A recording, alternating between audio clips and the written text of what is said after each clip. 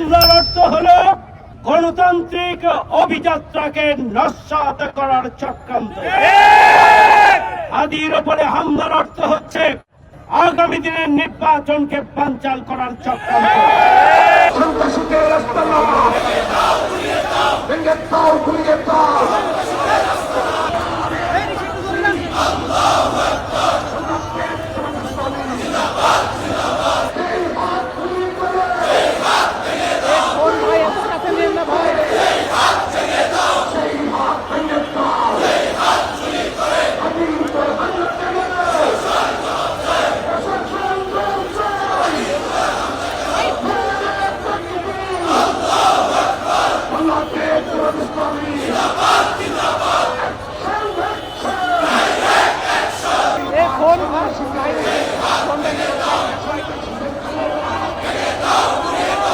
হাতগুলি করে যেই হাত সন্ত্রাসীদের, যেই হাতগুলি করে, যেই হাতগুলি করে সেই হাত ভেঙে দাও।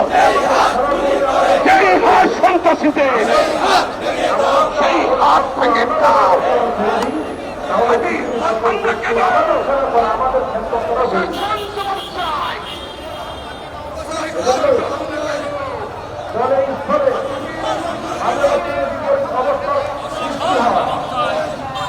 আসমান থেকে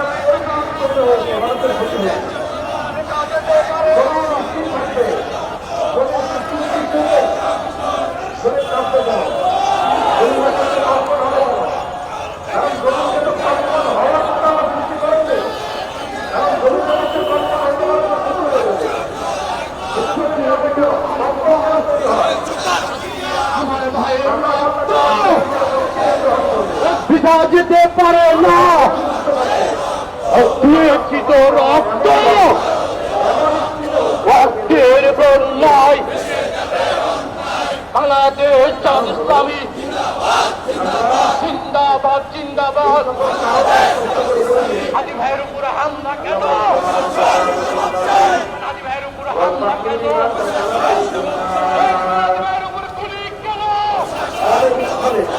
হাদির ওপরে হামলার মানে হলো জুলাই যোদ্ধাদের ওপরে হামলা। হাদির ওপরে হামলার অর্থ হলো গণতান্ত্রিক অভিযাত্রাকে নস্যাৎ করার চক্রান্ত। হাদির ওপরে হামলার অর্থ হচ্ছে দেশকে অস্থিতিশীল পরিস্থিতি তৈরি করে আগামী দিনের নির্বাচনকে বানচাল করার চক্রান্ত। হাদির ওপরে হামলার অর্থ হচ্ছে আগামী দিনে জনগণের ভোটে নির্বাচিত হতে না পারার সংশয় থেকে এদেশের জনপ্রিয় নেতাদেরকে হত্যার মাধ্যমে নির্বাচনী ময়দানকে ফাঁকা করা। হাদির ওপরে হামলার অর্থ হচ্ছে ভয় ভীতি ছড়িয়ে জনগণকে ব্ল্যাকমেইল করে, অস্ত্রবাজি করে, সেন্টার দখল করে, যেন ভাবে পিছন দরজা দিয়ে পেশি শক্তির প্রয়োগের মাধ্যমে ক্ষমতায় যাওয়ার চক্রান্ত এবং ষড়যন্ত্রের অংশ। আমাদের পরিষ্কার কথা,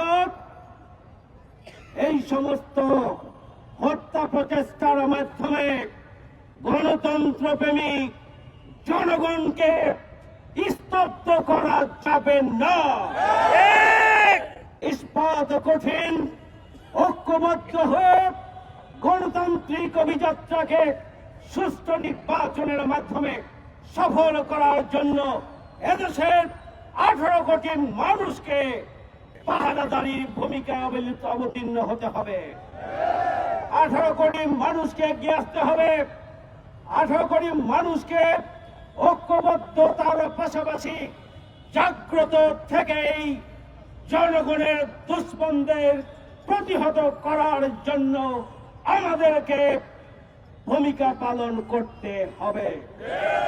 আমরা অন্তর্বর্তীকালীন সরকারকে বলতে চাই, টেস্ট কেস যদি ব্যর্থ হন খুনিদের চর উপড়ে ফেলতে, হত্যা প্রচেষ্টাকারী সন্ত্রাসীদেরকে যদি চিহ্নিত করতে ভুল করেন, মনে রাখবেন আগামী দিনে গণতন্ত্রকে নস্যাৎ করার চক্রান্ত বাড়তেই থাকবে। যদি নির্বাচন চান, যদি সুষ্ঠু নির্বাচন চান, যদি গণতান্ত্রিক অভিযাত্রা চান, তাহলে এই প্রথম হাদিকে হত্যা প্রচেষ্টার সাথে যারা জড়িত তাদের গ্রেপ্তার করুন।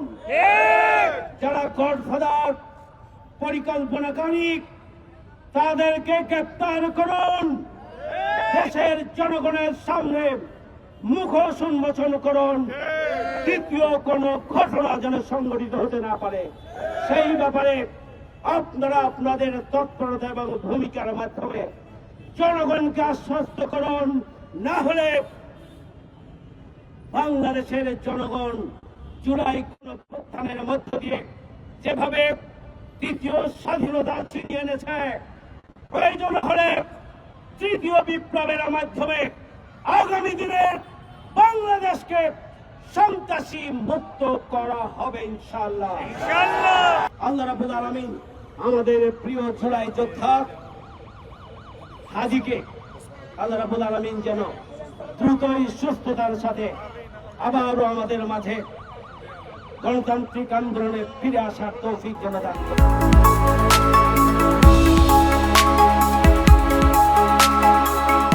দিনাজপুর টিভি, মানুষের জীবনের কথা বলে।